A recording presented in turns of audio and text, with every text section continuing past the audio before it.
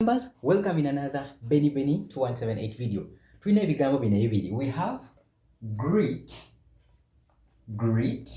This has double E. Kino kirina double E oba ennyingo ennyukuta ya E bbiri. So kino tugamba greet. Greet mu Luganda kiri okubuuza. Okay? Okubuuza. Obuuza omuntu. You are greeting somebody. We also have another word which is great. Okay? This is great. Are we together? We have great. Kino kirina double E. Eno erina E ne E. Great. For example, eno great etegeeza ekirungi ennyo. Ekintu ekirungi ennyo. Okay? Kirungi nnyo. Ekirungi ennyo. Great. We have great. Greet kino kitegeeza okubuuza. Are we together? Ebiseera ebisinga mbadde mu confusinga bino ebigambo ebibiri ng'owandiika sentence zo. So greet kitegeeza okubuuza omuntu. For example, ku makya ogamba good morning. Okay? There you are greeting somebody. For example, let's have a look at some examples.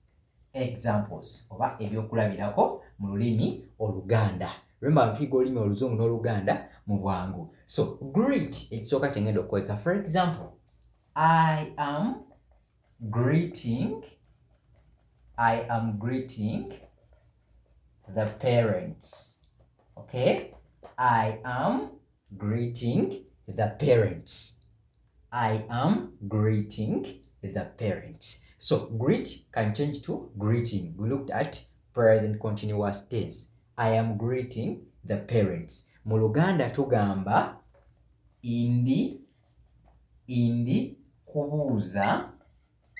ndi kubuuza abazadde.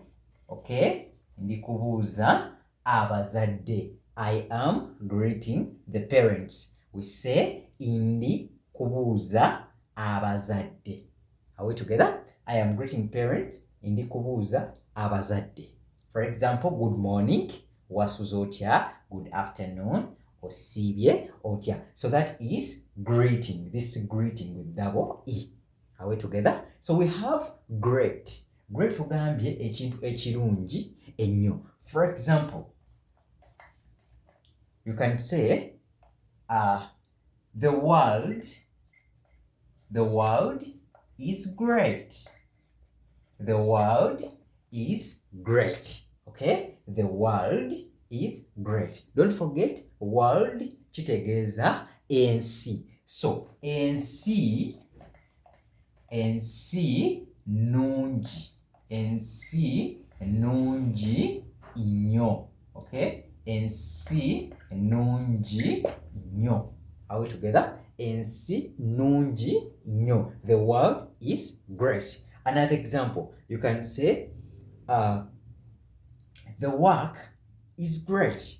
Your work is great. Kitegeeza omulimu gwo mulungi. Are we together? Since we talk about one, we're going to use omulimu gwo mulungi. Are we together? So the word is great. Ensi nungi nnyo. When you use greeting oba obuuza omuntu, please take note of that. Those are natural. Don't forget the channel is Benny 2178. Okay? Here we learn English and Luganda language with ease. Okay? Let's meet up in the next video. Bye bye. Wherever.